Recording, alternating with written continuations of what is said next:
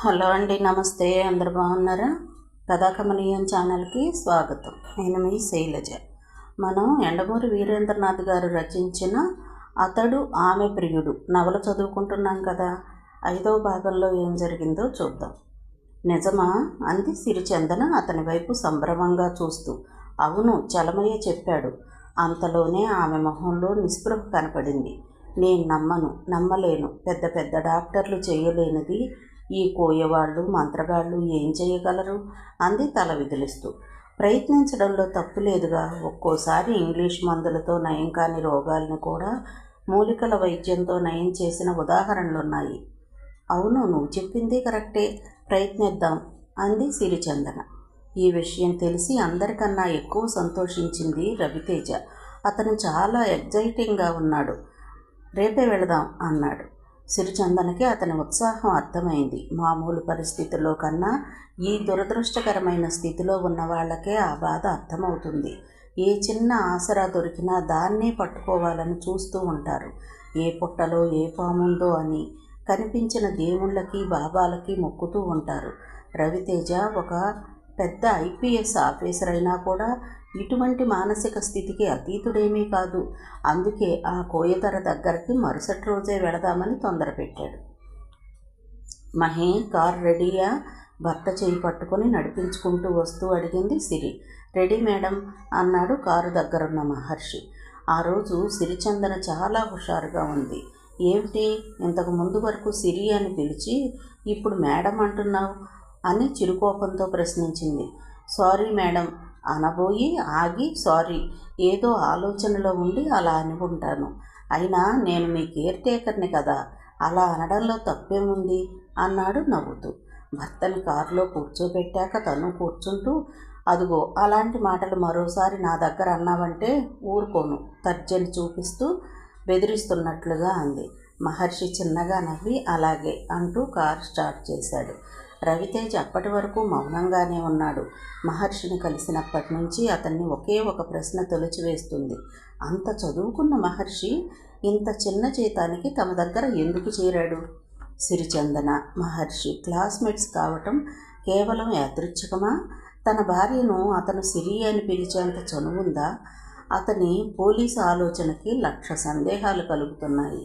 మొహం మాత్రం మామూలుగానే ఉంది. ఈ లోపులో సిరిచందన భర్తతో, ఏమండి, ఈ కోయిదొర వల్ల మీకు కళ్ళొస్తే మహర్షికి మనం ఒక మంచి బహుమతి ఇవ్వాలి అంది. తన పాత ఆలోచనల్లో ఉన్న రవితేజ చప్పున, నేనెందుకు, నువ్వివ్వు అన్నాడు. సిరిచందన తెల్లబోయింది. కారు డ్రైవ్ చేస్తున్న మహర్షి కూడా వెనక్కి తిరిగి చూశాడు.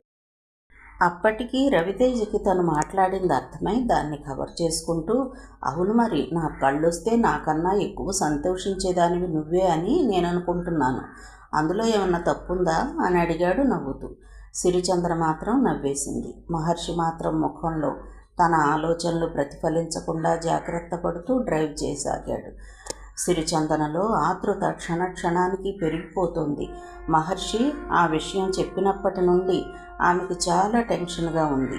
ఎప్పుడు కోయపల్లి వస్తుందా అని ఆత్రంగా చూస్తోంది. కారు ఘాట్ రోడ్డు మీద మెలికలు తిరుగుతూ సాగిపోతోంది. అరకు నుండి పాడేరు వెళ్లే ఆ రోడ్డంతా ఆడవాళ్లు తలకు పెట్టుకునే పిన్నుల అక్కడక్కడ మలుపులతో కూడి ఉంది. మహర్షి దృష్టి మొత్తం రోడ్డు మీదే కేంద్రీకరించి డ్రైవింగ్ చేస్తున్నాడు. ఏమాత్రం అజాగ్రత్తగా ఉన్నా కారు లోయలోకి జారిపోవడం ఖాయం. ఎంతో నేర్పు ఉంటే కానీ ఆ ఘాట్ రోడ్లోని టర్నింగ్స్ని హ్యాండిల్ చేయడం సాధ్యం కాదు. మలుపు వచ్చినప్పుడల్లా ఆమె తన చేతిని గట్టిగా పట్టుకోవడం చూసి రవితేజ చిన్నగా నవ్వి ఆమె భుజం చుట్టూ చెయ్యి వేసి దగ్గరగా జరిగి కూర్చున్నాడు. ఇంకో 2 కిలోమీటర్ల దూరం ప్రయాణం చేస్తే అడవి ప్రారంభమవుతుంది. అక్కడి నుండి మట్టి రోడ్డు. అడవిలో కొండల మధ్య ప్రయాణం. రోడ్డు మరీ బాగా లేకపోతే కాలినడకన కూడా వెళ్లాల్సి ఉంటుంది. ఆలోచనలతోనే డ్రైవ్ చేస్తున్నాడు మహర్షి. ఇంతలో ఓ వ్యక్తి రోడ్డు మీద నుంచుని కారు ఆపమన్నట్లు చెయ్యి ఊపటం గమనించి కారు స్లో చేసి ఓ పక్కగా ఆపాడు. ఆ వ్యక్తి ముఖం చాలా ఆదుర్దాగా ఉంది. మనిషి వకరుస్తున్నట్లుగా కనిపించాడు. కారు ఆగగానే అతను పరిగెత్తుకుని దగ్గరకు వచ్చి, సార్, మా వాడికి పాము కరిచి చావు బ్రతుకుల్లో ఉన్నాడు, దయచేసి కోయపల్లి వరకు తీసుకెళ్ళండి అంటూ విండోలోంచి చేతులు పట్టుకుని ప్రాధేయపూర్వకంగా అడిగాడు. ఎక్కడ? డోర్ ఓపెన్ చేస్తూ అడిగాడు మహర్షి. రండి సార్, చూపిస్తాను.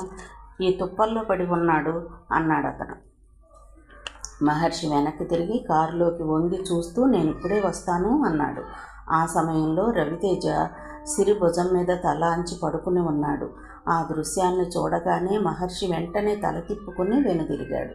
ఆ వ్యక్తి దారి చూపిస్తున్నట్లు వెళుతుంటే వెనకే అతను ఏటవాలుగా ఉన్న ఆ దారెంట జాగ్రత్తగా అడుగులు వేస్తూ అనుసరించసాగాడు. కొద్ది దూరం వెళ్ళాక ఆ వ్యక్తి తుప్పల చాటున పడి ఉన్న మనిషిని చూపిస్తూ ఇతనే, దయచేసి కాస్త సాయం పట్టండి అన్నాడు. మహర్షి కింద పడి ఉన్న మనిషి ముఖంలోకి పరిశీలనగా చూస్తూ శ్వాస చూడటం కోసం ముక్కు దగ్గర వేలుంచబోయాడు. సరిగ్గా అప్పుడే అతను ఊహించని సంఘటన జరిగింది. అతని తల వెనుక భాగం మీద బలమైన దెబ్బ పడింది. ఏం జరిగిందో గమనించే లోపలే నేల మీద కొరిగిపోయాడు అతను. వెంటనే స్పృహ తప్పింది. నేల మీద పడి ఉన్నట్టు నటించిన వ్యక్తి అప్పుడు లేస్తూ మొదటి ఆపరేషన్ విజయవంతమైంది అన్నాడు. ఆ తర్వాత వారిద్దరూ కలిసి కారు దగ్గరకు వెళ్ళారు. అందులో ఒకడు గట్టిగా విజిల్ ఊదాడు. ఆ కారుకి 20 గజాల దూరంలో ఆగి ఉన్న మరో జీప్ ఆ విజిల్ శబ్దం వినగానే స్టార్ట్ అయి కారు వెనక్గా వచ్చి ఆగింది. ఆ జీపులోంచి ఓ దృఢకాయుడు దిగాడు. 6 అడుగుల ఎత్తుతో ఎర్రటి శరీర ఛాయతో బలంగా ఉన్న ఆ వ్యక్తి జీప్ దిగి సరాసరి కారు దగ్గరకు వచ్చాడు. విండో దగ్గరకు వచ్చి లోపలికి తొంగి చూశాడు. సిరికి ఏం జరుగుతుందో అర్థం కావడం లేదు. ఏదో జరగబోతోందన్న ఆమె 6th సెన్స్ హెచ్చరిస్తున్నట్లుగా అనిపిస్తోంది. జీప్ దిగిన వ్యక్తి కారులోకి తొంగి చూసేసరికి ఆమె అప్రయత్నంగా భర్త భుజాన్ని గుచ్చి పట్టుకుంది. Mister Raviteja, how are you? ఆ వ్యక్తి కంఠం ఆ నిశ్శబ్దంలో కంగుమంటూ మోగింది. అంతసేపు జరుగుతున్నదేమీ తెలియక భార్య భుజం మీద తల అంచి ఉన్న రవితేజ ఒక అపరిచిత వ్యక్తి గొంతు హఠాత్తుగా వినిపించేసరికి ఉలిక్కిపడి తలెత్తి ఎవరది అన్నాడు. వావ్, ఏ నాటకం ఆడుతున్నావు? ఎవరు మీరు? నేను గుర్తుపట్టలేదు. అరే బంద్ కరో బక్వాస్, నేను సర్దార్ అబ్బాస్ అలీ ఖాన్ని. కాస్త కళ్ళు తెరిచి చూడు రవితేజ. నువ్వు ఇంతకాలం గుడ్డివాడిగా నాటకం ఆడుతున్నావని నాకు తెలుసులే. రవితేజ వినటం లేదు. ఆ వ్యక్తి తన పేరు చెప్పగానే అదిరిపడ్డాడు. Abbas, the great gold biscuit smuggler మనసులో అనుకున్నాడు. ఇంతవరకు అతన్ని చూడటం జరగలేదు, ఫైల్లో ఫోటో చూడటం తప్ప. మనిషిని ఎరగడు. ఇక్కడ ఎంత దూరంలో ఘాట్ రోడ్డు మీద, అంటే ఎంతకాలం తనని ఫాలో అవుతూ వస్తున్నారన్నమాట వీళ్ళు. మై గాడ్ అనుకున్నాడు. కలవరాన్ని అదిమి పెడుతూ ఇక్కడ నీకేం పని ప్రశ్నించాడు గంభీరంగా. జరుగుతున్న దాన్నంతా సిరి బెత్తరపోయి చూస్తూ ఉంది. ఆమె చెయ్యి భర్త భుజాన్ని వదలలేదు. అబ్బాస్ కరుగ్గా అన్నాడు. అదంతా తర్వాత చెప్తాను, కానీ ముందు నువ్వు కారు దిగు అంటూ డోర్ తెరచి రవిని బలవంతంగా బయటకు లాగాడు. రవి కింద పడబోయి నిలదొక్కుంటూ అలీఖాన్, ఏమిటిదంతా అని గట్టిగా అడిగాడు. మిస్టర్ రవితేజ, ముందు నీ నటన ఆపు. నటనేమిటి? కనుబొమ్మలు ముడిపడ్డాయి రవికి. రవితేజ, నువ్వు ఐపీఎస్ ఆఫీసర్వి. సినిమా స్టార్లా యాక్షన్ చేయకు. గుడ్డివాడ్లా నటించి నా ముందే వేషాలు వేయకు. అంటే నీ ఉద్దేశం నా కళ్ళు పోలేదనా? నీ కళ్ళు పోయినట్టు నీ భార్యని, సమాజాన్ని నమ్మించగలవేమో కానీ ఈ అలీఖాన్ని మాత్రం నమ్మించలేవు. నీ కళ్ళు పోలేదని, పోయినట్టు నాటకమాడి నువ్వు ఆ కమిషనర్ కలిసి ప్రభుత్వానికి అందజేయకుండా నా గోల్డ్ బిస్కెట్స్ కాజేయాలని ప్లాన్ చేస్తున్నారని నాకు బాగా తెలుసు. మర్యాదగా అవి ఎక్కడ దాచావో చెప్పు. నో, నాకేం తెలియదు. నా కళ్ళు నిజంగానే పోయాయి గట్టిగా అరిచాడు రవి. అబద్ధం, నీదంతా నాటకం. అంతకన్నా గట్టిగా అరిచాడు అబ్బాస్. సిరి భర్త వైపు చూసింది. ఆమె అయోమయం మరింత హెచ్చింది. ఆమె సన్నగా వణుకుతోంది. అలా నాటకం ఆడటం వల్ల నాకేమిటి ప్రయోజనం? రవి అడిగాడు. 2 బ్రీఫ్ కేసుల గోల్డ్ బిస్కెట్స్. అంటే నీ ఉద్దేశం అవి నేను కాజేశాననా? ఎస్ అన్నాడు అబ్బాస్. ఆ రోజు హోటల్ రూమ్లో మా వాళ్ళిద్దరిని బెదిరించి వాళ్ళు పారిపోయాక మీరు స్వాధీనం చేసుకున్న బ్రీఫ్ కేసుల గురించి నేను అడుగుతున్నాను. నువ్వు పొరపడుతున్నావా అలీఖాన్? ఆ రోజు నేను ఆ బిస్కెట్స్ మా డిపార్ట్మెంట్కి హ్యాండ్ ఓవర్ చేయకముందే మీ వ్యక్తి నన్ను కిందికి తోసేశాడు, అంతే. ఆ తర్వాత నాకేం జరిగిందో తెలీదు. నా కళ్ళు పోవటం మాత్రమే తెలుసు. రవితేజ, నువ్వు మళ్ళీ సినిమా స్టార్ అయిపోతున్నావు. అంటే నేను చెప్పేదంత అబద్ధం అంటావా? ఎస్, పచ్చి అబద్ధం. అంత ఖచ్చితంగా ఎలా చెప్పగలవు? విసుగు, కోపం ధ్వనిస్తున్న గొంతుతో అడిగాడు రవి. అసలు మా వాళ్ళు నిన్ను హోటల్ పైనుంచి తోసెయ్యలేదు గనక బాంబు పేల్చినట్టు అన్నాడు అబ్బాస్. నీకు గిట్టని వాడెవడో ఈ పని చేసి ఉంటాడు, లేదా కావాలని నువ్వే దూకుంటావు. అయినా నువ్వెలా పడ్డావనేది నాకు అనవసరం. నాకు నా గోల్డ్ కావాలి, దట్స్ ఆల్, స్థిరంగా చెప్పాడు అలీఖాన్. ఆ స్థితిలో కూడా రవిని స్మగ్లర్స్ తోసేయలేదన్న విషయం తెలిసి సిరి నిర్ఘాంతపోయింది. ఈ లోపులో రవి అన్నాడు, నిజంగా 2 బ్రీఫ్ కేసులు ఏమయ్యాయో నాకు తెలీదు. అలీఖాన్లో సహనం నశించిపోయింది. నిన్ను బతిమాలి లాభం లేదు అంటూ వెనక్కి తిరిగి, రఫీక్, వాడి పెళ్ళాన్ని బయటికి లాగరా అన్నాడు అనుచరుణ్ణి ఉద్దేశించి. ఆ మాట వినగానే అంతసేపు ఆశ్చర్యంతో చూస్తున్న సిరి భయంగా కారులో ఓ మూలకు జరిగింది. నో నో, నా భార్యనేమీ చెయ్యొద్దు, నాకేం తెలీదు, మమ్మల్ని విడిచిపెట్టు అంటూ అరిచాడు. బిగ్గరగా నవ్వాడు అలీఖాన్. నీ వీక్ పాయింట్ ఏమిటో నాకు తెలియదు అనుకున్నావా అంటూ అతని అనుచరులు లాక్కు వచ్చిన సిరిచందన చెయ్యి పట్టుకుని దగ్గరికి లాక్కున్నాడు. అతని ఉద్దేశం రవి కళ్ళున్న పక్షంలో భార్యని పరాయివాడు కౌగిలించుకోవటం చూసి సహించలేక బయటపడతాడని. సిరి బేతహరిణ్లా బెదిరిపోయింది. అలీఖాన్ ఉక్కు హస్తం ఆమె చేతిని ఒడిసి పట్టుకుని ఉంది. నిస్సహాయంగా ఏమండి అంటూ అతని వైపు వెళ్లడానికి గింజుకోసాగింది. అలీఖాన్ చుప్ అంటూ ఆమె చెంప మీద బలంగా కొట్టాడు. రవి తట్టుకోలేకపోయాడు. ఆమె స్వరం వినిపించిన వైపు గాలిలో చేతులు చాచి సిరి అంటూ ముందుకు రాబోయాడు. అతడు నిజంగా గుడ్డివాడా కాదా అని పరిశీలిస్తూ అలీఖాన్ సిరి చెయ్యి పట్టుకొని రోడ్ ఎడ్జ్ వరకు తీసుకెళ్ళి అక్కడి నుంచి బాగా డౌన్గా ఉన్న ఒక చిన్న పొద పక్కన ఆమెను పడుకోబెట్టబోయాడు. వెనక కాలు వేసి కిందికి లాగాడు. కెవ్వున అరిచింది సిరిచందన. మహీ! ఆమె గొంతు నుండి అప్రయత్నంగా మహర్షి పేరు వెలువడింది. మహర్షి రాలేదు, కానీ ఆమె కేకలు విని రవి అటు కదలబోయాడు. అంతే, రోడ్డు పక్కన ఉన్న బండరాయి కొట్టుకుని కింద పడ్డాడు. పడటమే అతని శరీరం ఆ డౌన్లోకి జారింది. అతను ఆసరా కోసం ఆ బండరాయిని పట్టుకోబోయాడు. అతని బరువుకి అది కూడా అతనితో పాటు లోయలోకి జారింది. అతని శరీరం 25 అడుగుల కిందికి దొర్లుకుంటూ వెళ్ళి చెట్టు గుద్దుకుంది. అది చూసి అబ్బాస్ బిగ్గరగా నవ్వాడు.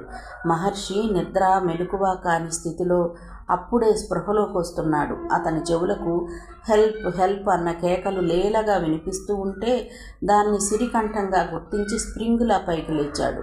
సిరి గొంతు చాలా స్పష్టంగా వినిపిస్తోంది. ఇక ఆలస్యం చెయ్యలేదు. రోడ్డు వైపు పరుగు తీశాడు. అక్కడ సిరి అబ్బాస్ ఆధీనంలో నిస్సహాయంగా గింజుకుంటూ వదిలించుకోలేక నేల మీద నుంచి కేకలు వేయటం కనపడింది. అబ్బాస్ ఆమెను పూర్తిగా కవర్ చేసి ఉన్నాడు. రవి ఎక్కడున్నాడో తెలియలేదు. అబ్బాస్ అనుచరులిద్దరూ చాలా తాపీగా జరుగుతున్న దాన్ని తమాషాగా చూస్తున్నారు. అబ్బాస్కి సిరి మీద కోరికేమీ లేదు. దానికన్నా రవితేజ ఆడుతున్న నాటకం బయట పెట్టాలన్న కోరికే ఎక్కువ ఉంది. రవితేజను మానసికంగా బ్రేక్ చేయాలని సిరి శరీరం మీద వేయరాని చోటుల్లో చేతులు వేస్తూ ఆమెను మరింత రెచ్చగొట్టసాగాడు. రోడ్డు నిర్మానుష్యంగా ఉంది. ఆమె నిస్సహాయమైన కేకలు తప్ప అంతా నిశ్శబ్దంగా ఉంది. ఆ కేకలే మహర్షికి శక్తినిచ్చాయి. శరీరపు మూలల్లో ఉన్న శక్తినంతా కూడదీసుకున్నాడు. పక్కనే ఉన్న ఓ దొంగను అందుకుని బుల్లెట్లా దూసుకెళ్ళిపోయాడు. అక్కడ కాపలాగా నిల్చుని ఉన్న ఇబ్రహీం శాస్త్రి అతను పరుగెత్తుకు రావటం చూసి అటాక్ చేయబోయారు. మొదట అడ్డం వచ్చిన వాడి తలపై ఆ దొంగతో కొట్టాడు. వాడు బాధతో తలపట్టుకుని కింద కూలబడ్డాడు. శాస్త్రి బటన్ చాకు తీసుకుని లంఘించబోయాడు. అదే దొంగతో అతని గడ్డం కింద గురి చూసి విసిరి పొత్తి కడుపులో బలంగా ఒక్క తన్ను తన్నాడు మహర్షి. అతడు ఆ బాధ భరించలేక విపరీతంగా అరుస్తూ కింద పడి గిలగిలా కొట్టుకోసాగాడు. అప్పుడు కదిలాడు అలీఖాన్ వైపు వేగంగా. అరుస్తూ కింద పడ్డ అనుచరులు లేవలేక అలాగే పడి ఉండిపోయారు మూలుగుతూ. మహర్షి తన వైపు వేగంగా రావటం చూసి అలీఖాన్ చప్పున జేబులో నుంచి పిస్టల్ తీసి అతనికి గురిపెట్టి స్టాప్ దేర్ అన్నాడు. ఈ హఠాత్ సంఘటనకి మహర్షి అప్రయత్నంగా ఆగిపోయి చేతులు పైకెత్తాడు. సిరి భయంగా చూస్తోంది. ఆమెను కదలకుండా ఓ చేత్తో పట్టుకుని మరో చేత్తో గుండెలకు గురిపెట్టాడు. అతని వేలు ట్రిగ్గర్ మీద బిగుసుకుపోసాగింది. సరిగ్గా అప్పుడే వెనకాల చిన్న అలికిడయింది.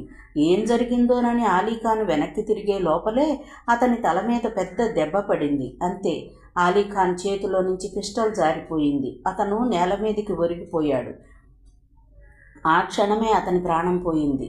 దేశానికి సంబంధించిన అతిపెద్ద స్మగ్లర్ ఇంత చిన్న ఎన్కౌంటర్లో అంత మామూలుగా ప్రాణాలు పోగొట్టుకున్నాడని అక్కడున్న ముగ్గురికి తెలియలేదు. దూరంగా ఉన్న ఇబ్రహీంకి మాత్రం అనుమానం వచ్చింది.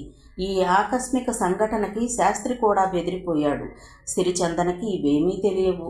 ఆశ్చర్యంగా వెనక్కి తిరిగి చూసిన సిరికి అక్కడ రవి నిలబడి ఉండటం చూసి కళ్ళు పెద్దవైనాయి. అక్కడ చేతిలో బండరాయి పట్టుకుని రవి నిలబడి ఉన్నాడు. అతని ముఖం రౌద్రంగా ఉంది. భర్త కళ్ళు పోలేదా? అలా ఎన్నాళ్ళు కళ్ళు పోయినట్టు నటించాడని అర్థమవగానే అతనిపై ఆమె నమ్మకం కొడుగట్టిన దీపంలా ఊగిసలాడింది. అంటే ఇన్నాళ్ళు తన భర్త గుడ్డివాడిలా ప్రపంచాన్ని నమ్మించింది ఆ బంగారం కాజేయడానికా? ఈ లోపులో రవి గాల్లో చేతులు చాచి ముందుకు వస్తూ, సిరి, ఆర్ యు ఆల్ రైట్ అంటూ ప్రశ్నించాడు. స్థాణువులా నిలబడి భర్తలోని మరో రూపానికై వెతుకుతున్న ఆమె కనురెప్పల్లో చిన్న కదలిక. అని మాత్రం అనగలిగింది. నమ్మకమో అపనమ్మకమో, అది ఖేదమో మోదమో, ఆమె అంతకుమించి మాట్లాడలేకపోయింది. ఎవరికి వారు అలా స్థాణువుల్లా నిలబడి ఉండటం చూసి ఇబ్రహీం అలీఖాన్ని మోసుకు వెళ్ళి జీప్లో పడుకోబెట్టి స్టార్ట్ చేశాడు. పరిగెత్తికెళ్ళి వెనకాల కూర్చున్నాడు శాస్త్రి. అంతసేపు రవినే గమనిస్తున్న మహర్షి మస్తిష్కానికి అప్పుడు ఏదో జరుగుతున్నట్టు అనిపించి తల తిప్పి చూశాడు. జీపు బయలుదేరి రివర్స్ అవుతోంది. అంతే, ఆలస్యం చేయకుండా ఆ జీపును అందుకోవడానికి పరిగెత్తబోయాడు. అది గమనించి సిరి చప్పున అతనికి అడ్డు వస్తూ, నో, వెళ్ళొద్దు. లేదు, వాళ్ళని పట్టుకుని పోలీసులకు అప్పగించాలి. వద్దు, నువ్వు వెళ్ళడానికి వీల్లేదు. ప్లీజ్, నన్ను వెళ్ళనివ్వు. ఆమెను తప్పుకుని వెళ్ళబోతున్న అతన్ని చప్పున 2 చేతులతోనూ గట్టిగా పట్టుకుని, నిన్ను వెళ్ళనివ్వను. వాళ్ళు నిన్నేమైనా చేస్తే? నాకేం కాదు, నీకేమైనా అయితే నేను భరించలేను. వద్దు మహర్షి, పోని వాళ్ళని అన్నాడు రవి. అప్పటికే జీప్ కనుచూపు మేర దాటిపోయింది. కారు డోరు తీసి కూర్చున్నాడు మహర్షి. సిరి కూడా వెళ్ళి వెనక డోర్ తీసుకుని కూర్చోబోయి భర్త కేసు చూసింది. అక్కడ రవి కదలకుండా అలాగే నిల్చుని ఉన్నాడు. 2 క్షణాలు భర్త ముఖం వంకే పరిశీలనగా చూసి, రండి అని పిలిచి డోర్ తెరుచుకుంటూ కూర్చుంది. అతను తడుముకుంటూ ముందుకు వస్తుంటే మహర్షి దిగి వెళ్ళి చెయ్యందుకుని తీసుకెళ్లి కారులో కూర్చోబెడుతూ, రమ్మంటే ఎలా వస్తారనుకున్నావు? ఏదైనా రాయి తగిలి కాలు స్లిప్ అయితే అన్నాడు సిరితో. ఆమె కోపంగా ఏదో అనబోయి తమాయించుకుంటూ, అంత సూటిగా వాడి తల మీద దెబ్బ కొట్టిన వారికి కారు దగ్గరకు నడిచి రావటం ఓ లెక్క అంది భర్తనే ఓరకంటితో గమనిస్తూ. అప్పుడు అడిగాడు రవిని, నిజమే, అంతసేపు మీరు అసలు ఎక్కడికి వెళ్ళారు? అదిగాక రావటమే వాడి తల మీద ఎలా కొట్టగలిగారు అని. నేను లోయలోకి జారిపోయాక స్పృహ తప్పింది. కానీ సిరి కేకలు వేయడంతో తిరిగి స్పృహలోకి వచ్చాను. చేతికి రాయి దొరికింది. అలీఖాన్ గొంతు వినిపిస్తున్న వైపు శబ్దం కాకుండా పాకుతూ వచ్చాను. వెనక్గా వచ్చాక అతని గొంతు ఎంత హైట్లో వినిపిస్తుందో గమనించి ఐపీఎస్ ట్రైనింగ్ గుర్తు తెచ్చుకుని చేతిలో ఉన్న రాయితో తలపై మోదాను. నిజానికి పక్కన సిరి ఉన్నదని, ఆమెకు తగిలే ప్రమాదం ఉందని తెలిసి రిస్క్ తీసుకోక తప్పలేదు. అదీగాక సిరి హైట్ నేను క్యాలిక్యులేట్ చేసుకున్నాకే ఆ అటాక్ చేశాను అని చెబుతుంటే వింటున్న సిరి మస్తిష్కంలో అడ్డు రాబోయిన తెరలు తొలగిపోయాయి. కనుల్లో పశ్చాత్తాపం ప్రతిఫలిస్తుండగా భర్త భుజం మీద తలవాల్చింది. సమయానికి మీరు రాబట్టి సరిపోయింది, కానీ లేదంటే ఏం జరిగేదో అన్నాడు కారు స్టార్ట్ చేశాక ముందుకు పోనిస్తూ మహర్షి. సిరి తేరుకుంటూ, ఇప్పుడు కోయిపల్లెకు వద్దులే, మరోసారి వెళదాం అంది. ఏం, ఇక దాదాపు దగ్గరకు వచ్చేసినట్లే అన్నాడు అతను. రవి కూడా వారిస్తూ, అలీఖాన్ మామూలు వ్యక్తి కాదు, రిటర్న్లో మన మీద అటాక్ చేయించవచ్చు అన్నాడు. ఏడ్శాడు అన్నాడు మహర్షి. ప్లీజ్, నాకెందుకో భయంగా ఉంది, వెనక్కి వెళ్ళిపోదాం అంది సిరి. ఓకే, మీ ఇష్టం అంటూ కారు వెనక్కి తిప్పాడు మహర్షి. రామహి, నువ్వు మాతో కలిసి టిఫిన్ చేద్దు గాని సిరి భర్తను తీసుకెళ్లి చైర్లో కూర్చోబెడుతూ అంది. అతను అప్పుడే హాల్లోకి అడుగు పెట్టాడు. మీరు కానివ్వండి, నేను తర్వాత చేస్తాను అన్నాడు అతను. ఏం, మాతో కలిసి తినకూడదా అంది ఆప్యాయంగా. అలా అని కాదు, అతనికి ఏ సాకు చెప్పాలో అర్థం కాలేదు. రామహర్షి అని రవి కూడా పిలవటంతో కూర్చోక తప్పలేదు. వెళ్ళి రవికి ఎదురుగా కూర్చున్నాడు. టిఫిన్ తింటూ ఉండగా మధ్యలో, నేను ఈరోజు ఒక్కడినే కోయిపల్లికి వెళ్ళి రావాలనుకుంటున్నాను అన్నాడు. అందరం కలిసి వెళదాం అంది సిరి. వద్దు, మీరు బయటకు రావటం క్షేమం కాదు. పర్వాలేదు, మాకేం కాలేదు మహి. అది కాదు సిరి, ఆ అలీఖాన్ మనం ఎటు వెళ్ళేది కూడా కనుక్కుని అటాక్ చేశాడంటే అతను సామాన్యమైన వ్యక్తి కాదనిపిస్తుంది. ఎందుకైనా మంచిది మీరు ఇల్లు కదలకుండా ఉంటే బాగుంటుంది. నిజమే, ఈసారికి మహర్షి ఒక్కడే వెళ్ళి వస్తే బాగుంటుంది అన్నాడు. ఆమె మరి తర్కించలేదు. మహర్షి 10 గంటలకల్లా కారులో బయలుదేరాడు కోయపల్లికి. దాదాపు 3 గంటలు ప్రయాణించిన తర్వాత పల్లె దగ్గరకు చేరుకున్నాడు. కారు వెళ్ళే రోడ్డు పల్లె వరకు లేదు. దూరంగానే ఆపు చేసి అడవిలో నడవటం ప్రారంభించాడు. దాదాపు అరగంట నడిచిన తరువాత దూరంగా కోయపల్లె కనిపించింది. అక్కడ ఆడుకుంటున్న ఓ పిల్లవాడిని పిలిచి, రామరాజు దొర ఎక్కడుంటాడు అని అడిగాడు. నా దొర అంటూ ఆ కుర్రవాడు గూడెం మధ్యకి తీసుకెళ్ళాడు. మిగతా పాకల కన్నా కొంచెం ఎత్తుగా ఉన్న పాక దగ్గర నిలబడి అయ్యా అయ్యా అని అరిచాడు. లోపల నుంచి 6 అడుగులు పొడుగున్న ఒక వ్యక్తి బయటకు వచ్చాడు. అతని వయసు 35-40 మధ్య ఉంటుంది. కండలు తిరిగిన శరీరం, మెడలో పులిగోరు, నడుముకి చిన్న వస్త్రం లాంటిది కట్టుకుని ఉన్నాడు. మహర్షి అతన్ని చూసి, రామరాజు దొర అంటే మీరేనా అని అడిగాడు. అవును, నువ్వేడ నుంచి వచ్చినవు దొరా అని అడిగాడు. నా పేరు మహర్షి, మీతో కొంచెం పనుండి వచ్చాను. కూసో దొర అంటూ మంచం చూపించాడు. మహర్షి ఆ జోలెలాంటి మంచం మీద కూర్చున్నాడు. రామరాజు అతనికి ఎదురుగా పాక ముందున్న రాతి మీద కూర్చున్నాడు. చెప్పు దొర, ఏం పని? నా స్నేహితుడికి ఒక ప్రమాదం జరిగి కళ్ళు 2 పోయాయి. మీరు పుట్టి గుడ్డు వాళ్లకు కూడా కళ్ళు తెప్పిస్తారని విని వచ్చాను. ఆ మాట వినగానే రామరాజు మొహంలో భావాలు మారాయి. కళ్ళు పోయిన వాళ్ళకి కళ్ళు తెప్పించటం చాలా కష్టం, అసాధ్యం అన్నాడు. కానీ పుట్టు గుడ్డి వాళ్లకు కూడా మీరు కళ్ళు తెప్పించారని విన్నాను. నా స్నేహితుడు పైనుంచి కింద పడిపోయి మెదడుకి దెబ్బ తగిలి కళ్ళు పోగొట్టుకున్నాడు. రామరాజు తల అడ్డంగా ఊపుతూ, లాభం లేదు దొరా, మీ ఇంగ్లీష్ మందులతోనే నయం చేసుకోవాలి అంటూ ఇంకా మాట్లాడాల్సింది ఏమీ లేదు అన్నట్లుగా లేచాడు. మహర్షి ప్రాధేయపడుతున్నట్లుగా, రామరాజు దయచేసి నేను చెప్పేది విను. నేనెంతో నమ్మకంతో వచ్చాను. అక్కడ నా స్నేహితుడు అతని భార్య ఎంతో ఆశతో ఎదురు చూస్తూ ఉన్నారు. ఎలాగైనా నువ్వే నయం చెయ్యాలి, ఎంత డబ్బైనా పర్వాలేదు అన్నాడు. మీ డబ్బు మాకెందుకు పనికొస్తుంది దొరా? అందుకు కాదు, కళ్ళు పోయినోళ్ళకే అవి తెప్పించడం చాలా కష్టం.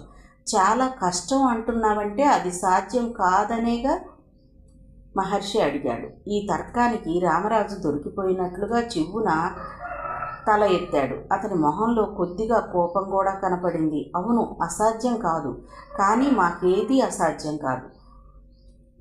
కానీ దానికి సరిపడా మందులు సంపాదించాలంటే మేం ప్రాణాలకు తెగించాలి. ఆ మందు దొరకదు, అసలు దొరకటం లేదు. నేను ఆ వైద్యం మానేసి 10 సంవత్సరాలైంది.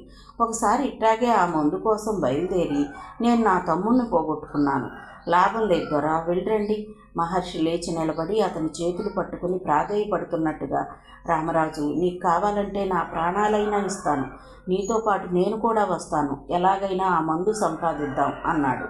రామరాజు చేతులు విడిపించుకుంటూ, లాభం లేదు దొరా, నన్ను విడిచిపెట్టు అని ఇక అతనితో మరి మాట్లాడడానికి అవకాశం ఇవ్వకుండా అక్కడి నుంచి లోపలికి వెళ్ళిపోయాడు. మహర్షి చాలాసేపు అలాగే నిలబడి ఉండిపోయాడు. కనపడినట్లే కనపడి ఒక వయాసిస్సు అదృశ్యమైపోయి ఎండమావిగా మారిపోయినట్లు అనిపించింది. అతనికి భరించలేనంత నిస్సత్తువ ఆవరించింది. కాళ్ళు ఇడ్చుకుంటూ అక్కడి నుండి వెనుదిరిగాడు. అడవిలో నడుస్తున్నాడన్న మాటే కానీ అతని మనసులో లేదు. అనవసరమైన ఆశలు కల్పించి ఇప్పుడు వెళ్ళి ఆ దంపతులకు ఏ సమాధానం చెప్తాడు? అక్కడ ఆత్మహత్య చేసుకోవాలని అతనికి అనిపించింది. కానీ తన కోసం సిరిచందన ఎదురు చూస్తూ ఉంటుందన్న ఒక్క కారణం అతన్ని నడిపిస్తోంది. అతడు అలా నడుస్తూ ఉండగా అప్పుడు వినిపించింది అతనికి ఓ కేక. ముందు అతను పట్టించుకోలేదు. ఈసారి మరింత గట్టిగా అడివంతా ప్రతిధ్వనిస్తున్నట్లు వినిపించింది. అది ఒక స్త్రీ ఆర్తనాదం అని అర్థమై అతడు చుట్టూ చూశాడు. చుట్టూ దట్టమైన రెల్లు పొదలు, పెద్ద పెద్ద వృక్షాలతో నిండి ఉంది ఆ ప్రదేశం. మళ్ళీ ఇంకోసారి కేక వినిపించింది. అతడు ఆ కేక వినిపించిన వైపు పరిగెత్తుకుంటూ వెళ్ళాడు.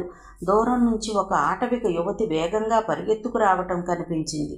ఆమె అతన్ని గమనించకుండా ఎవరో తరుముకుంటూ వస్తున్నట్లు భయాందోళనలతో కేకలు పెడుతూ పరిగెత్తుకుంటూ వచ్చి అతన్ని ఢీకొంది. ఆ నిర్జీవ అడవి ప్రాంతంలో నాగరీకుడు కనిపించడంతో ఆమెకు ఆశ్చర్యం కలిగింది. కానీ దాన్ని భయం వెంటాడింది. ఏమైంది అని అడిగాడు అతను. ఆమె చప్పున అతని వెనక్గా వస్తూ తను పరిగెత్తుకొచ్చిన దిశ వైపు వేలు పెట్టి చూపించింది. చెట్ల మధ్య నుంచి తరుముకుంటూ వస్తుంది ఒక ఎలుగుబంటు. అక్కడ ఒకరు కాక ఇద్దరు కనిపించడంతో అది అప్రయత్నంగా ఆగి గుర్రుమంటూ చూస్తూ నెమ్మదిగా ఒక్కో అడుగే వారి వైపు వేయసాగింది. దాన్ని ఎలా ఎదుర్కోవాలో అర్థం కాక కళ్ళ చివర్ల నుంచి దొంగలాంటిదేమైనా కనిపిస్తుందేమోనని అతను చూశాడు. అక్కడంతా ఎండుగడ్డి తప్ప మరేమీ కనిపించలేదు. అతనికి ఏం చేయాలో అర్థం కాలేదు. కోయ యువతి అతని వెనకాల చూస్తూ ఉంది. ఎలుగుబంటి దాడి చెయ్యాలనుకుంటే 10 అడుగుల దూరం నుంచి ఒక్కసారి లంఘించి తన పంజాతో శత్రువు ప్రాణం నిలువునా తీసేస్తుంది. ఆ ఇద్దరూ కదలకుండా నిలబడి ఉండటం చూసి దానికి ధైర్యం హెచ్చింది. ఒక్కసారిగా వారి మీదకు ఎగరపోయింది. అతను చప్పున ఆమెను చెట్టుచాటుకి లాగాడు. శత్రువు దిశ మార్చటంతో దానికి పట్టు దొరక్క నేల మీద పడి వెంటనే లేచి చెట్టు దగ్గరకు వచ్చింది. మహర్షి ఆమెను తన వెనక్కి లాక్కొచ్చి ఎలుగుబంటి విసిరిన పంజా గాలిలోనే ఒడిసి పట్టుకున్నాడు. అది రెండో పంజా కూడా అతని మీదకు విసిరింది. ఒడుపుగా తప్పించుకొని దాన్ని రెండో పంజా కూడా పట్టుకున్నాడు. ఎలుగుబంటికి మహర్షికి మధ్య చెట్టు అడ్డు ఉండిపోయింది. అతను 2 చేతులతోనూ ఎలుగుబంటి 2 పంజాలు పట్టుకుని దాన్ని కదలకుండా చేశాడు. అప్పుడు చెట్టుకి యువతల మహర్షి, అవతల ఎలుగుబంటి ఉన్నారు. అతను కోయవనితతో, నా ప్యాంట్ జేబులో అగ్గిపెట్టి ఉంటుంది, త్వరగా తీ అన్నాడు. ఆమె చప్పున అతని జేబులో చెయ్యి పెట్టి అగ్గిపెట్టి తీసింది. ఆ గడ్డంతా ఇక్కడ వేసి అగ్గిపుల్లతో వెలిగించు అన్నాడు అతను తొందరగా. ఆమె గబగబా వెళ్ళి ఎండుగడ్డి మొత్తం లాక్కొచ్చి చెట్టు చుట్టూ కుప్పలా పోసి అతను ఆ ఎలుగుబంటిని పట్టుకొని అలాగే నిలబడ్డాడు. కానీ ఈలోపు ఆ ఎలుగుబంటి తన వాడి గోళ్లతో అతని చేతుల్ని గేరసాగింది. అతని చర్మమంతా చీరుకుపోయి రక్తం ధారాపాతంగా ప్రవహిస్తోంది. కానీ అతను మాత్రం పట్టు వదలలేదు. ఏ క్షణమైతే అతను దాన్ని వదిలేస్తాడో అప్పుడు అదే తమ ప్రాణానికి ఆఖరి క్షణమవుతుందని అతనికి తెలుసు. పళ్ళ మధ్యలో బాధను అదిమిపెట్టి అతడు దాన్ని గట్టిగా పట్టుకుని ఉంచాడు. ఈ లోపులో ఆమె అగ్గిపుల్ల తీసి వెలిగించింది. క్షణాల్లో గడ్డి అంటుకుని అక్కడంతా మంట వ్యాపించింది. ఆ మంటను చూస్తే ఎలుగుబంటికి భయం. తన చుట్టూ వ్యాపిస్తున్న మంటను చూసి అది గట్టిగా అరుస్తూ అతని చేతుల్ని బలంగా విదిలించుకుంది. మరుక్షణం వెనక్కి తిరిగి అడవిలోకి పారిపోయింది. గాఢంగా నిట్టూరుస్తూ మహర్షి ఆ యువతి దగ్గరకు వచ్చాడు. అప్పుడు గమనించింది ఆమె. అతని చేతుల కంటిన రక్తం చూసి అయ్యో అంటూ గబగబా వెళ్ళి ఏవో ఆకులు తీసుకొచ్చి చేతులతోనే రంగరించి అతని గాయాల మీద ఆ రసాన్ని పిండింది. బాధకు తాళలేక అతను అన్నాడు, తగ్గిపోద్ది దొరా. అవును, మీరు ఈడకి ఎందుకు వచ్చినారు? ఈ దారిన పోతూ పోతూ నీ కేకలు విని వచ్చాను. మీరే గనక రాకుంటే ఈ పూట ఆ ఎలుగొడ్డు బారిన పడేదాన్ని అంటూ కృతజ్ఞతాపూర్వకంగా చేతులు జోడించింది. పర్వాలేదు, దాందేముంది, నువ్వు ఒక్కదానివే వెళ్ళగలవా? అడవిలో పుట్టి పెరిగిన దాన్ని, నాకేం భయం లేదు దొరా, వెళ్ళగలను. మరోసారి నమస్కారం చేసి ఆమె వెళ్ళిపోయింది. మహర్షి కారు వద్దకు వచ్చి స్టార్ట్ చేసి తిరిగి అరకు బయలుదేరాడు. సిరిచందన మొహం వాడిపోయింది. మహర్షి ఏం చెప్పాలో తోచనట్టు తల వంచుకున్నాడు. రవితేజ మొహం భావరహితంగా ఉంది. కానీ మనసులో మాత్రం చాలా నిరాశ చెందినట్లుగా ఉన్నాడు. అందరికన్నా ముందే తేరుకున్నది అతనే. మందు ఉంది, కానీ అది సంపాదించడం కష్టం అంటాడా? నాన్సెన్స్. అసలు వీళ్ళకి ఏ మందో తెలిసి ఉండదు. అలా చెప్తే అగౌరవమని ఈ విధంగా అబద్ధమాడి ఉంటారు. అయినా నేను అప్పుడే అనుకున్నాను, పోయిన కళ్ళు తెప్పించే మందు ఈ కోయ వాళ్ళకేం తెలుస్తుంది అని కోపంగా అన్నాడు అతను. మహర్షి దానికి కూడా సమాధానం చెప్పలేదు. అప్పటికే అతనికి చాలా గిల్టీగా ఉంది. అనవసరమైన ఆశలు కల్పించి చివర్లో ఈ విధంగా చేసినందుకు. అసలు తను వాళ్ళకి ఈ విషయాలు ఏమీ చెప్పకుండా ఒక్కడే వెళ్ళి కోయదొరతో మాట్లాడి ఆ తరువాత వెల్లడి చేయాల్సింది. ఏదో ఒక అవకాశం దొరికింది అన్న తొందరలో అంతా చెప్పి అబాస్ పాలయ్యాడు. ఫోన్లే మహి, నువ్వు మాత్రం ఏం చేస్తావు? ప్రయత్నం చేసావు, అది ఫలించలేదు అంది సిరిచందన ఓదారుస్తున్నట్లు. మహర్షి అక్కడి నుండి లేచి తన అవుట్ హౌస్కి వచ్చేశాడు. ఆ రాత్రి అతను భోజనం చేసి పక్క మీద వాలాడు. దాదాపు 11 అవుతుండగా బయట అలికిడి వినిపించింది. రాత్రి పడుకోబోయే ముందు చలమయ్య ఆ గెస్ట్ హౌస్ ఆవరణంతా తిరిగి చూడటం అలవాటే. అతని తాలూకు అలికిడేమో అనుకున్నాడు. కానీ తలుపు మీద శబ్దం వినిపించింది. ఆ టైంలో చలమయ్య ఎందుకు వచ్చాడా అని ఆశ్చర్యపడుతూ అతడు తలుపు తీశాడు. బయట రామరాజు నిలబడి ఉన్నాడు. మహర్షి విభ్రాంతుడయ్యాడు. ఒక్క క్షణం ఎదురుగా ఉన్నది రామరాజేనా అన్న అనుమానం కూడా వచ్చింది. తను చూస్తున్నది కల కాదని నిజమని నమ్మకం కుదిరాక రా రామరాజు అన్నాడు వెనక్కి అడుగు వేస్తూ. రామరాజు లోపలికి రాలేదు. దొరా అన్నాడు. అతని స్వరం సన్నగా కంపించింది. మా పల్లెలో ఆడపడుచును ఎలుగొడ్డి బారి నుంచి రక్షించావంట కదా. ఆ అమ్మాయి మీ గూడెం పిల్ల నాకు తెలీదు అన్నాడు మహర్షి. రేపొద్దున్నే మా గూడెం రాదోరా, మనం బయలుదేరదాం. మహర్షి అర్థం కానట్లు ఎక్కడికి అన్నాడు. కొండల్లోకి కోనల్లోకి ఎక్కడున్నా సరే ఆ మూలిక పట్టుకొని వెతికి తీసుకొద్దాం రామరాజు దృఢంగా చెప్పాడు. కానీ అంటూ మహర్షి ఏదో చెప్పబోయాడు. అతని మాటలు మధ్యలోనే ఆఫ్ చేస్తూ రామరాజు కొనసాగించాడు. 7 నుండి 100 కోసులు వెళ్తే ఓ పెద్ద అడవి వస్తుంది. అక్కడ నాగకోన అనే ఓ చిన్న కోన ఉంటుంది. అక్కడ మొగలి పొదలతో పాటు ఇయ్యి పెరుగుతాయి. ఆడికి వెళ్ళటం ప్రాణాలకే ప్రమాదం. ఆ కోన మొత్తం ఇసపురుగులు తిరుగుతూ ఉంటాయి. అడుక్కోటి ఎదురైద్ది. వాటిని దాటుకొని మొగలి పొదల్లో ఉన్న ఆ మూలికలు తీసుకురావాలి. అవి చంద్రగ్రహణం రోజు రంగరించి రక్తపింజేరు ఇసంలో కలిపి ఎన్నెల్లో పెడితే ఆ మూలికల మందు ఇసము కలిసి అమృతంగా మారుద్ది.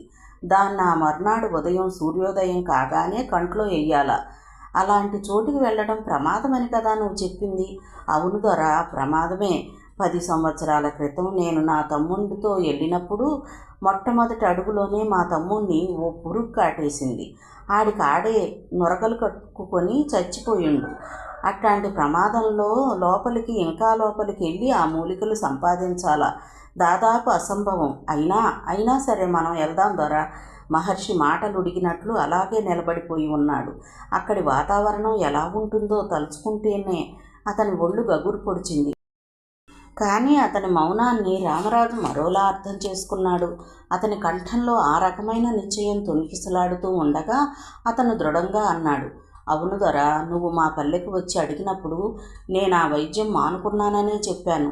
ప్రాణాంతకమైన ఆ మూలికల కోసం ఎందుకు వెళ్ళాలి? నువ్వు నాకేమవుతావని వెళ్ళాలి? ఎవరి కోసం వెళ్ళాలి అని ఎదురు ప్రశ్నలు వేశాను. కానీ నువ్వు ఆ రోజు మా పల్లెలో ఒక పడుచుని రక్షించావు. ఆమె నీకేమవుతుందని రక్షించావు? ఎవరి కోసం నీ చేతులు రక్తం చేసుకున్నావు? ఎవరి కోసం ప్రాణాలకు తెగించావు? అదే ఈరోజు నా కళ్ళు తెరిపించింది దొరా. ఎవరో స్నేహితుడి కోసం నువ్వు నీ ప్రాణాలకు తెగించి ఆ మూలికల కోసం వస్తాననగాలేంది నేను మాత్రం ఎందుకు ఆ సాహసం చేయకూడదు? మా తండ్రి నాకు ఆ మూలికా వైద్యం చెప్పినప్పుడు ఆయనకి మాత్రం ఆ ప్రమాదాల సంగతి తెలియదా? ఎందుకు చెప్పిండు? సాటి మనిషిని రక్షించాలని. సాటి మనిషిని రక్షించడంలో ప్రాణాలు పోతే మాత్రం ఏం నష్టమని నువ్వే నిరూపించినావు దొరా. నీ కోసం నేను ఆ పని చేసేస్తాను. ప్రాణాలు పోయినా సరే నీకు ఆ పని చేసి పెడతాను. రేపు పొద్దున్నే మా గూడానికి రాదొరా, అక్కడి నుంచి వెళ్దాం అంటూ మహర్షికి మారు మాట్లాడడానికి అవకాశం ఇవ్వకుండా చీకట్లోకి కలిసిపోయాడు. మహర్షి అలాగే అటువైపు చూస్తూ ఉండిపోయాడు. కోయదొర రామరాజు తనకు చెప్పిన వివరాలన్నీ పూర్తిగా ఆ దంపతులకు చెప్పకుండా మహర్షి క్లుప్తంగా అన్నాడు. నేను ఆ కోయదొర కలిసి మూలికలు తీసుకురావటానికి రేపే వెళుతున్నాం. వారం రోజుల్లో వచ్చేస్తాం. అంతవరకు మీకోసం సాయంగా ఉండటానికి చలమయ్య మరో మనిషిని మాట్లాడమంటాను. రవితేజ మొహం విప్పారింది. అప్పటి వరకు అంతా బోగస్ అన్నవాడు తిరిగి మహర్షి మూలికల కోసం వెళుతున్నాను అనగానే అదేమిటి, అదంతా ఎంతో ప్రమాదకరమని ఆ పోయేవాడు అన్నాడన్నావు అని అడిగాడు. ఎలుగుబంటి బారి నుంచి తాను ఒక అమ్మాయిని రక్షించటం, అందువల్ల కోయదొర మనసు మారటం, గత రాత్రి తన దగ్గరకు రావటం మొదలైన వివరాలు ఏవి చెప్పకుండా అతను ఎందుకో మనకు సాయం చేస్తానన్నాడు. కోయపల్లికి వస్తే అక్కడి నుంచి కలిసి వెళదామని చెప్పాడు. నేను బయలుదేరుతున్నాను అని అక్కడి నుండి అవుట్ హౌస్కి వచ్చాడు. సిరిచందన కళ్ళల్లో మెరుపు అతన్ని కదిలించి వేస్తోంది. బ్యాగ్లో బట్టలు సర్దుకుని ఓ కాగితం మీద ఉత్తరం రాశాడు. డియర్ సిరి, కొన్ని రోజుల మానసిక సంఘర్షణకు ఫలితమే ఈ ఉత్తరం. దయచేసి మనసు పెట్టి చదువు. నేను వెళ్ళేది దాదాపు మృత్యుగృహం లాంటి చోటికి. అనుకోని సంఘటన జరిగితే అక్కడికక్కడే నా ప్రాణాలు పోతాయి. పోయే ముందు ఒకే ఒక్క నిజం నీకు చెప్పాలనిపిస్తోంది. మనం కాలేజీలో చదువుకునే రోజుల్లో నీ అల్లరి. అతను రాయటం పూర్తి చేశాడు. ఉత్తరం కవర్లో పెట్టి దాన్ని సీల్ చేశాడు. వెళ్లే ముందు దాన్ని సిరిచందనకిచ్చి అతను తిరిగి రాకపోతే ఆమెను ఆ ఉత్తరం చదవమని చెప్పాలని అతని కోరిక. అతను ఆ ఉత్తరాన్ని పట్టుకుని గెస్ట్ హౌస్కు రాబోతూ మళ్ళీ ఆగిపోయాడు. ఎందుకు ఆమెకి ఈ ఉత్తరం ఇవ్వటం? తమ ప్రేమ సంగతి అసలు ఆమెకి ఎందుకు చెప్పాలి? ఆ విషయం చెప్తే మొత్తం అంతా చెప్పాలి. ఆమె భర్త తన భార్యను ప్రేమించిన విషయం, రవితేజను తాను చంపాలనుకున్న విషయం అంతా చెప్పాలి. కానీ ఈ ఉత్తరంలో అదేమీ లేదు. తనలోని మచ్చను దాచుకుని కేవలం మంచితనాన్ని, ఆమెను ప్రేమించిన విషయాన్ని చెప్పటం ఏమాత్రం సమంజసం? తనలోని రాక్షసుణ్ణి బయటికి రానివ్వకుండా కేవలం ప్రేమికుడిని మాత్రమే ఆమెకు చూపించడం అన్యాయం కదా. అంతేకాదు, ఆమె భర్త మీద తను చేసిన హత్యా ప్రయత్నం చెప్తే ఆ భర్త ఎలాంటివాడో కూడా చెప్పాలి. అది మరీ దారుణం. అలా పరస్పర విరుద్ధమైన ఆలోచనలతో అతడు ఆ కవర్ తన జేబులోనే పెట్టుకుని బ్యాగ్ తీసుకుని బయటకు వచ్చాడు. అతను గుమ్మం దాటుతూ ఉండగా అవుట్ హౌస్ వైపు వస్తున్న సిరిచందన కనపడింది. దూరంగా కొండల మధ్య అస్తమిస్తున్న సూర్యుడిలా ఉంది ఆమె. బంగారు రంగులో ఉన్న ఆమె శరీరం మీద నుండి వెలుతురు ఏటవాలుగా పడుతూ ఉంది. ఆ కిరణాలు ఆమె చుట్టూ ఓ వెలుగును ప్రకాశింపచేస్తున్నట్లున్నాయి. ఒక కొత్త అందాన్ని చూస్తున్నట్లు అతడు ఆమెను చూస్తూ అలాగే నిలబడిపోయాడు. ఆమె దగ్గరకు వచ్చి కృతజ్ఞత నిండిన కంఠంతో, నా కోసం ఇంత శ్రమ తీసుకుంటున్న మీకు నేను ఏమివ్వగలను మహి అంది. అతను చిరునవ్వుతో ఏమిస్తావో అని ప్రశ్నించాడు. నాకే కనుక కొడుకు పుడితే నీ పేరే పెట్టుకుంటాను మహి. అంతకుమించి ఏ గొప్ప కానుకైనా నీకు తక్కువే అవుతుంది. అతను కదిలిపోయాడు. కళ్ళు ఆర్ద్రమై, మనసు అర్థమై, అందులో ఆమె ప్రతిబింబమై అతను వెళ్ళొస్తా అన్నాడు. ఆమె మంచిది అంటూ పక్కకు తొలగింది. అతను బయటకు నడిచాడు. చేసిన తప్పును సరిదిద్దుకునే ప్రయత్నంలో ఓ భయంకరమైన మృత్యు గుహలోకి తను ప్రవేశిస్తున్నాడని ఆ క్షణం అతనికి తెలియదు. అరకు నుండి కొండపల్లెకు వెళ్ళడానికి ఓ ప్రైవేటు బస్సు ఉంది. అది కోయపల్లెకి 10 కిలోమీటర్ల దూరంలో ఆగిపోతుంది. మహర్షి వెళ్ళి బస్టాప్లో నిలబడ్డాడు. చెట్టు నీడ హాయిగా అనిపించసాగింది. సాయంత్రం అవటం వల్ల జనం లేరు. అతను చెట్టును ఆనుకుని మౌనంగా నిలబడి బస్ కోసం వెయిట్ చేస్తున్న సమయంలో ఓ కారు వచ్చి అతని ముందు ఆగింది. ఫ్రంట్ డోర్ తెరుచుకుని అందులోంచి సిరిచందన దిగింది. అతనికి ఆశ్చర్యం వేసింది. ఆశ్చర్యాన్ని ఆనందం డామినేట్ చేసింది. అనుకోని అతిథిలా ఆమె అక్కడికి రావటం భ్రమలాగా తోచి కళ్ళు వెడల్పు చేసుకుని మరీ ఆమెను చూశాడు. సిరిచందనే. అతను గబగబా కారు దగ్గరకు వెళ్ళి, ఏమిటి సిరి, ఏమైనా మర్చిపోయానా అని అడిగాడు. లేదు, నువ్వు వెళ్ళిన తర్వాత నేనెంత ఫూలిష్గా ప్రవర్తించానో అర్థమైంది. అంత దూరం నువ్వు వెళ్తున్నావన్న దిగులుతో కనీసం అంతవరకు డ్రాప్ చేయాలన్న ఆలోచన కూడా నాకు రాలేదు. అందుకే ఉండలేక వచ్చేశాను. ఆయన్ని కూడా రమ్మన్నాను, కానీ తలనొప్పిగా ఉంది అన్నారు. పద, కారెక్కు, కారులో కోయపల్లె వరకు డ్రాప్ చేస్తాను అంది. మొట్టమొదటిసారిగా ఆమె గొంతు నుంచి తన పట్ల తొణికిసలాడిన అభిమానానికి అతను కదిలిపోయాడు. వద్దులే అని కూడా చెప్పకుండా వెళ్ళి ఆమెతో పాటు కారులో కూర్చున్నాడు. కారు కదిలింది. కారు మౌనంగా ఆమె డ్రైవ్ చేస్తుంటే అతను మధ్య మధ్యలో తల తిప్పి ఆమెను చూస్తున్నాడు. ఆమె ముఖానికి ఓ పక్క మాత్రమే అతనికి కనిపిస్తుంది. సూటిగా ఉన్న ముక్కు ఆమెలోని పట్టుదలను సూచిస్తోంది. కారు గతుకుల్లో పడ్డప్పుడల్లా ఊగుతున్న చెవి జోక ఎంతో అందంగా ఉంది. పల్చగా రేగిన ముంగురులు ఆమె అందాన్ని మరింత ఆకర్షణీయంగా చేస్తున్నాయి. నిశ్శబ్దాన్ని ఛేదిస్తూ ఆమె ఏదైనా మాట్లాడితే బాగుండు అనుకున్నాడు. అతను చప్పున ఆలోచనలోంచి తేరుకుని ఆమె ఏం చెప్పిందో వినపడక ఏమిటి అన్నాడు. ఏ లోకంలో ఉన్నారు సార్ తమరు? ఏదో ఆలోచిస్తూ పరధ్యానంలోకి వెళ్ళిపోయాను. మనిషి పక్కన ఉందన్న ధ్యాస కూడా లేకుండా నీ మటుకు నువ్వు ఆలోచిస్తూ కూర్చుంటే ఎలా అందామె. సారీ. కారు ఘాట్ రోడ్ దాటి అడవి ప్రాంతంలో ప్రవేశించింది. నేను ఒకటి అడుగుతాను, నిజం చెప్తావా అందామె. అడుగు సిరి, నీకు అబద్ధం ఎలా చెప్పగలను? మాట అయితే అనేశాడు, కానీ తను ఇప్పటికి ఎన్ని అబద్ధాలు చెప్పాడో గుర్తొచ్చి సిగ్గు వేసింది. అంతలోనే ఆమె అడిగింది, మహి, నువ్వింత రిస్క్ దేనికి తీసుకుంటున్నావు? అతను సమాధానం చెప్పలేదు. చెప్పు మహి, ఎందుకింత త్యాగం చేస్తున్నావు? ఆమె కంఠంలో సన్నని జీర ధ్వనించింది. అలా అడుగుతున్నప్పుడు ఆమె కళ్ళల్లో అప్రయత్నంగా నీటి తెర మెరిసి మాయమైంది.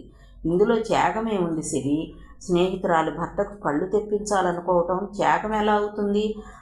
అవటానికి అనుకోవటానికి ఒక హద్దు అనేది ఉంటుంది. నువ్వు వెళ్ళేది ఎంత భయంకరమైన ప్రదేశానికో నాకు తెలుసు. ఆ ప్రదేశమంతా కాలినడకన తిరుగుతూ పాముల మధ్య మూలికల కోసం వెతుకుతూ. చెప్పు మహి, ఎందుకు వెళ్ళాలనుకుంటున్నావు? లేదు సిరి, నువ్వు అనుకునేంత కష్టమేమీ ఉండదు. నాకు తెలుసు అదెంత కష్టమో. ఇప్పటికైనా మించిపోయిందేమీ లేదు. బాగా ఆలోచించుకో.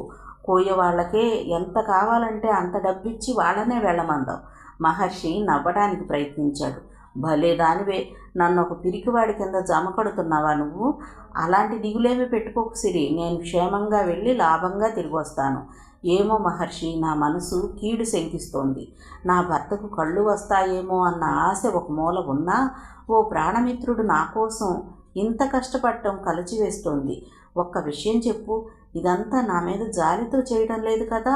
నేను దేన్నైనా భరించగలను, కానీ జాలిని మాత్రం భరించలేను. అప్పటికే అతను ఒక నిశ్చయానికి వచ్చాడు. కారు కోయపల్లె వరకు వెళ్లే మట్టి రోడ్డు దగ్గర ఆగింది. అతను కారు దిగి జేబులోంచి కవర్ తీశాడు. అప్పటి వరకు ఆ కవర్ ఆమెకి ఇవ్వడం పట్ల అతనికున్న అనుమానాలన్నీ అతనికి ఇప్పుడు లేవు. తను ఆమెను ఎంతగా ప్రేమించాడో తను మరణించిన తరువాతన్నా ఆమెకు తెలియాలి అన్న కోరిక ఒక్కటే ఇప్పుడు మిగిలింది. ఓ కవర్ ఆమె చేతికిస్తూ, నాకు వాగ్దానం చేస్తావా సిరి అన్నాడు. ఆమె ఆశ్చర్యంగా అతని చేతిలోని కవర్ కేసు చూస్తూ ఏమిటి అంది. వచ్చే చంద్రగ్రహణం రోజు నాటికి నేను తిరిగి వస్తే సరే, అలా రాకపోయిన పక్షంలో అప్పుడు తెరిచి ఈ కవర్ చదువు. ఈలోపు మాత్రం ఎటువంటి పరిస్థితుల్లోనూ దీన్ని విప్పకు. నేను తిరిగి వస్తే ఇలాగే నాకు తిరిగి ఇచ్చేయాలి అన్నాడు. ఆమె ఆశ్చర్యంగా ఏముంది కవర్లో అని అడిగింది. ఇంకే ప్రశ్నలు వద్దు, నేను చెప్పింది అర్థమైందిగా.